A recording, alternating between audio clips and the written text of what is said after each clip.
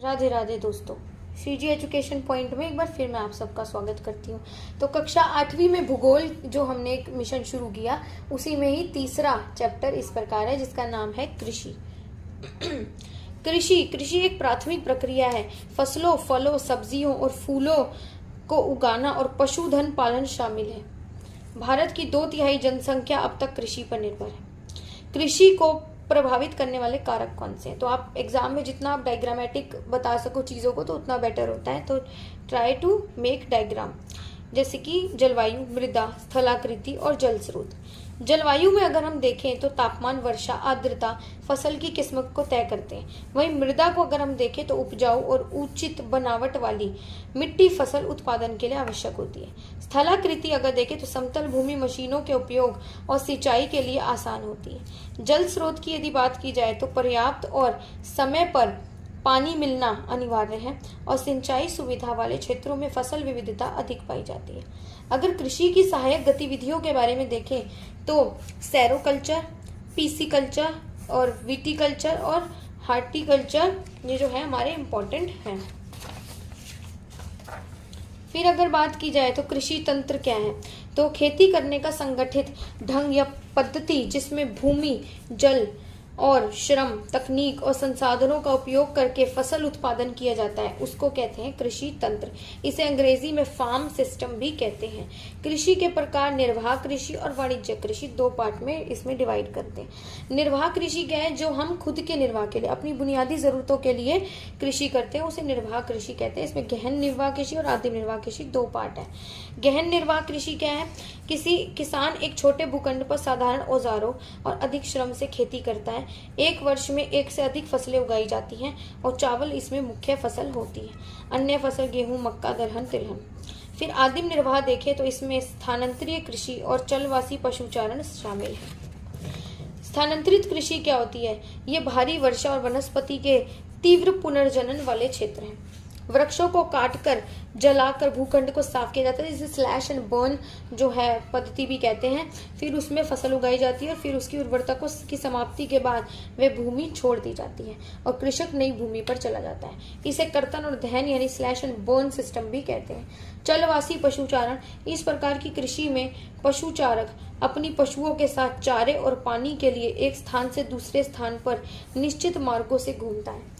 पशुचारक मुख्यतः भेड़, ऊंट, मवेशी, याक और बकरियां होती हैं। वहीं वाणिज्यिक कृषि की अगर बात करें तो वाणिज्यिक कृषि में फसल उत्पादन और पशुपालन बाजार में विक्रय हेतु किया जाता है। अधिकांश कार्य मशीनों के द्वारा किया जाता है। वाणिज्यिक कृषि को 3 भागों में अनाज, मिश्रित कृषि और रोपण कृषि। वाणिज्यिक कृषि ये फसलें वाणिज्यिक उद्देश्य से उगाई जाती है, जैसे गेहूं और मक्का। इसके अंदर क्षेत्र है उत्तर अमेरिका, यूरोप और एशिया। शीतोष्ण घास के मैदान, ये केवल एक ही फसल यहाँ पर उगाई जा सकती है। वहीं अगर मिश्रित कृषि की बात की जाए तो कृषि का भूमि का उपयोग भोजन और चारे की फसल उगाने और पशुधन पालन के लिए किया जाता है। इसमें क्षेत्र आते हैं यूरोप, पूर्वी संयुक्त राज्य अमेरिका, अर्जेंटीना, न्यूजीलैंड और दक्षिण अफ्रीका। रोपण कृषि की बात करें तो जहां चाय, रबड़, केला, कपास को एकल फसल इसकी उगाई जाती है। इसमें बड़े पैमाने पर श्रम और पूंजी की आवश्यकता अधिक होती है। इससे इस कृषि में परिवहन जाल के विकास की अनिवार्यता होती है। उष्णकटिबंधीय प्रदेश मलेशिया में रबड़ और ब्राजील में कहवा और भारत और श्रीलंका में चाय। फिर मुख्य फसलें अगर देखें तो कौन कौन सी हैं, जैसे चावल, ये विश्व की मुख्य खाद्य फसल है।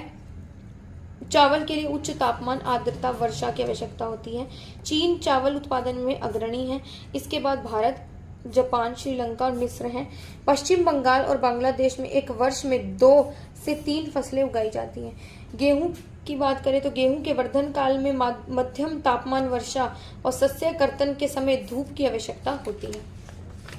फिर यदि बात की जाए तो संयुक्त राज्य अमेरिका इसमें क्षेत्र में प्रमुख है, कनाडा, अर्जेंटीना, ऑस्ट्रेलिया। भारत में शीत ऋतु में उगाया जाता है। फिर वही मिलेट की बात करें तो गाइस ये जो आपको लाइन वाइज ये जो मिल रही है पॉइंटर्स में चीजें, तो इसी पे क्वेश्चन डायरेक्ट रेज होते हैं, तो आप इसको एज इट इज अपने नोट्स में शामिल कर लिएगा। इन्हें मोटे अनाज भी कहा जाता है मिलेट को। ये कम उपजाऊ बलुई मृदा में उगाया जाता है, कम वर्षा, उच्च तापमान चाहिए होता है। इसमें फसलें हैं ज्वार, बाजरा, रागी, और ये नाइजीरिया, चीन और नाइजर में मिलता है। फिर मक्का की बात करें तो इसके लिए मध्यम तापमान, वर्षा, अधिक धूप की आवश्यकता होती है। मक्का उत्तर अमेरिका, ब्राजील, चीन, रूस, कनाडा और भारत और मैक्सिको में मिलता है। फिर अगर कपास की बात करें तो इसके लिए उच्च तापमान, हल्की वर्षा, चमकीली धूप की आवश्यकता होती है। मृदा जलोढ़ है। क्षेत्र इसमें चीन, भारत, पाकिस्तान, ब्राजील, मिस्र। सूत्री वस्त्र उद्योग के लिए महत्वपूर्ण कच्चा माल कपास को माना गया।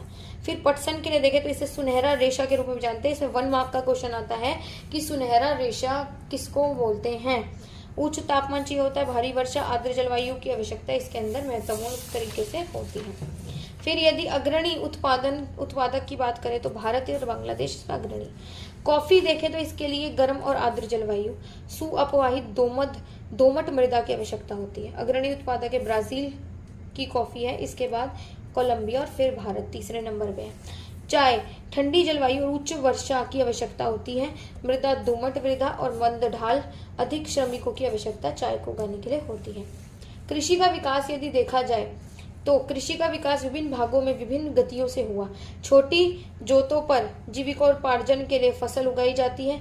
बड़ी जोतों वाणिज्यिक कृषि के लिए अधिक उपयुक्त होती है, जैसे कनाडा, ऑस्ट्रेलिया आदि। सरकारी सहायता, आर्थिक सहायता, ऋण देना, सब्सिडी देना और बीमा। फिर अगर तकनीकी सहायता देखें तो उन्नत बीज और ट्रैक्टर और वर्षा जल संग्रहण को बढ़ावा देना और बाजार परिवहन सुविधा आदि देना। तो आज आशा करती हूँ कि आपको ये नोट्स अच्छे लगे होंगे। राधे राधे।